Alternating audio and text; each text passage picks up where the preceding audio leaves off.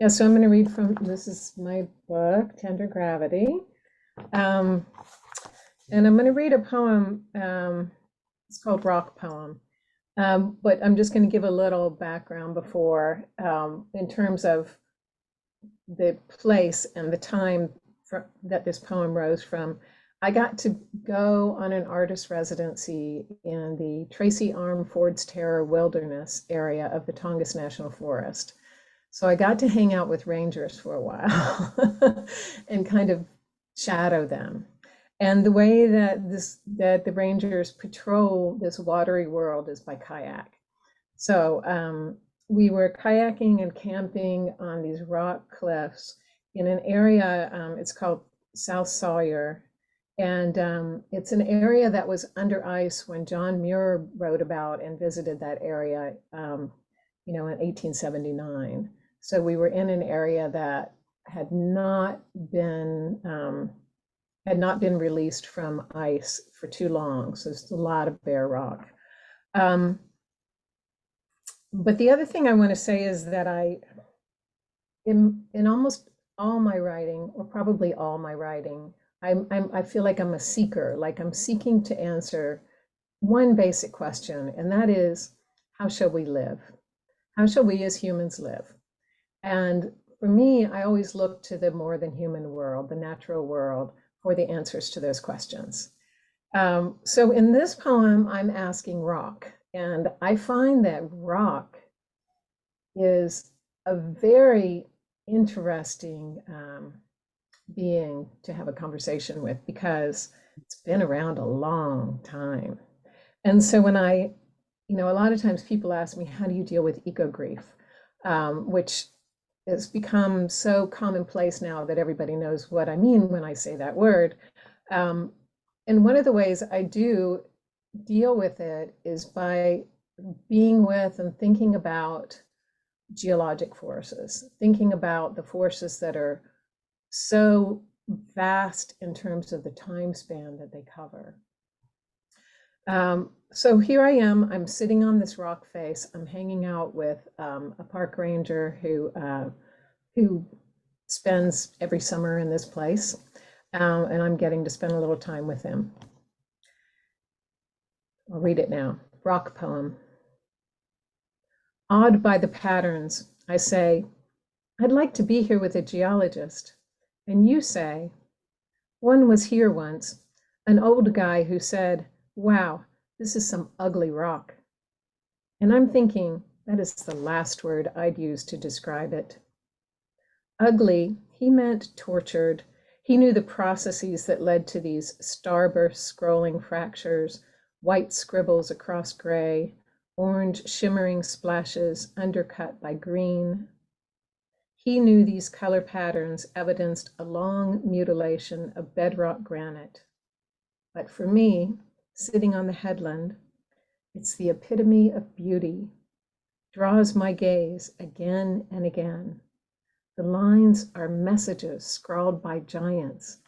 The earth is speaking to me in a language I do not yet understand.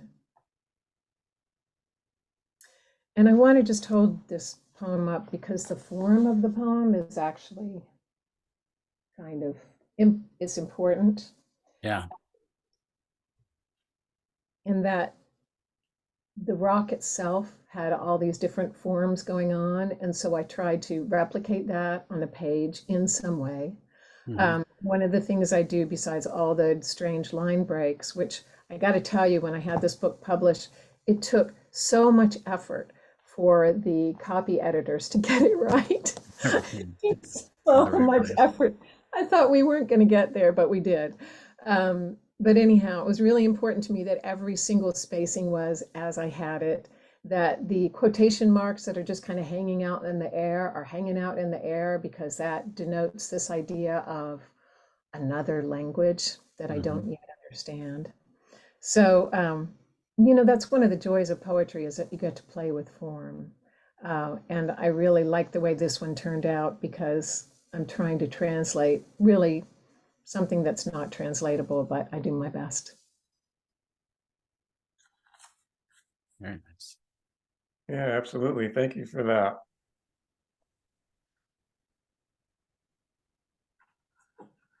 I feel like I want to share an anecdote because it has the rock and Okay. the rock and poetry connection.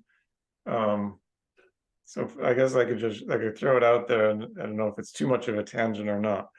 Um, but what you were kind of saying about um,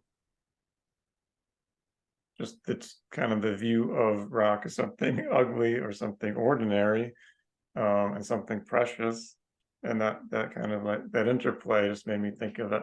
So I traded a book for a piece of onyx a couple of weeks ago. It just kind of happened, kind of just by circumstance, and I'll spare you the kind of long-winded details, but that was the trade: a book for a piece of onyx. And there's something so like kind of pure about that interaction. It wasn't planned. It wasn't. That's like kind of what the person had like on them. It was like it was their piece of onyx, and and it was just like, oh, I felt good about it afterward. Like normally, but that the rock paper scissors games, I was thinking, well, normally paper beats rock, but I just traded my paper. I don't know if this is a smart move, um, but it was just this odd thing. Like, come on, this is. I never like desired a piece of onyx. I never really thought about it. But I carry it around all the time now. Sweet. Yeah. So so it just had that kind of reverence for me when you kind of mentioned that in the poem. So I'm with you. I guess it's a long way of saying I'm with you with that. And that Um, rock will be around a lot longer than that book. yeah, right. As a book person, that's a little bit painful, but yeah, that's probably Right. true in a literal sense. Yes. Um,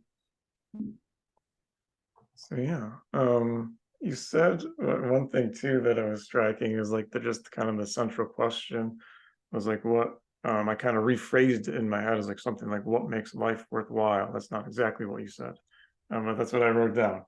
What makes life worthwhile? And we can have like so many answers to that. So, is that something you've pursued, or is that a thought you've had in kind of more of the larger writing experience and Yeah, I that mean, I you've used? guess for me, the question is more, why am I here? Why are we here? Or as Wendell Berry said, or what's the title? What are humans for? That's the title of his book, right?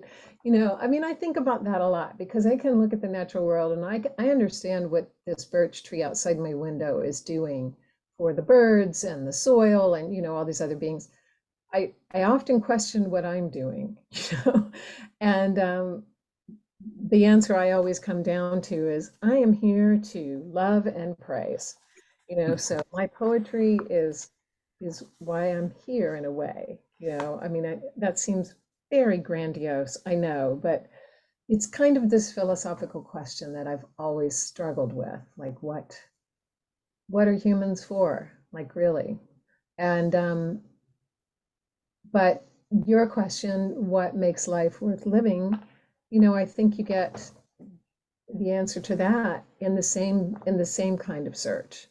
For me, what makes life worth living was sitting on that rock, and just being with the rock. And I think a lot of times we get overcomplicated in what we think our life is supposed to be. Like we have all these grand ideas of what we're going to accomplish, and um, it's just kind of a funny human thing. I don't think other species are running around doing that, thinking about their legacy or whether something's going to be named after them. But we humans sure do. So, anyhow, I find us a curious species.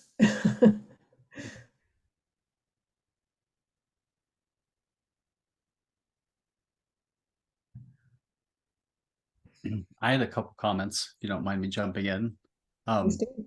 Not comments so much as more questions really for you.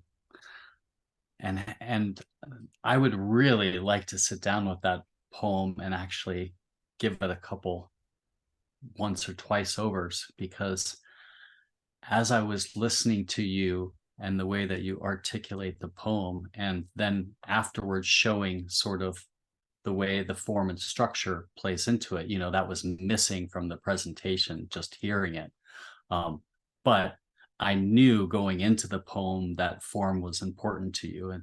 And one of the questions you had asked earlier about holding up, if we can show the poem. And so when I was listening to it, there were a couple words that caught my attention, that sort of fish hooked me, that I fixated on. And in particular, it was the use of the word torture and use of the word mutilation, both very much, and just how it sort of resonated with me listening to it just one time. Was I fixated on those words as a thing that humans do. And when you preface the poem by saying, "How shall we live?" as sort of this aspirational question, I started, I guess, to layer in my own sort of preconceptions into and my own sort of point of view in history and my own angle at approaching things by listening to your poem. So those words hit me, and they were kind of like two sucker punches, because I almost felt like that is exactly the challenge that we humans have with our relationship with nature, and where sort of nature and human civilization intersect is one where we are continuously torturing and mutilating and scarring the land. And at the same time, this rock has this resilience, and in its formation, the way that you described sort of the starburst and the layering that was going on in the striations in the rock, I almost saw it as that the rock is so resilient, and it's already gone through all of its battles and wars. And like you said, that piece of onyx is going to be around long after the book. Like I don't know exactly what my destination here is, but I'm just sharing with you some of my observations. And I'm wondering, I guess, if I had to pose it as a question, what was your intent on specifically and meticulously, I'm guessing, choosing those particular words and putting them in the poem? Yeah, I'm assuming you had a particular intent. Yeah, no, yeah, that's the thing about poetry, is you really pay attention to every word. And a couple things. First of all, those are actually geologists use those words, to mean something particular. Interesting. Yeah, I know, which is kind of bizarre, right? Yeah. Light bulb. Excellent. Thank you. And the word ugly too. I mean, the geologist, he didn't mean ugly, the way we kind of toss it around. He meant this rock has been folded and, heated and twisted and shot through with other rock and all these processes going on. But using those words, specifically, not just from this is how geologists talk, but more to what you perceived, which is to look at that rock and what it's been through, that it's like a face, it's a map of time and what it has endured, if you will, the word endure. And so it has a lot to teach us. It has a lot to teach us about how to endure, how to withstand what feels like torture, what can be mutilation. How do we navigate that? How do we rise from that into what I saw was beauty? I mean, the word that came to me was, this is beautiful. It looked like a piece of abstract art to me, an intentional piece of abstract art. And so, I think of that Rilke quote, about everything being terror and beauty, and how those two are wedded, or, that there cannot be the light without the dark. So I'm working with that in this poem, you know, that we're working on these contrasts, and that in those, and really facing them, we can find answers about how to move forward, given where we're at right now, what's already happened, all the history, and where we need to go, what we want to see happen.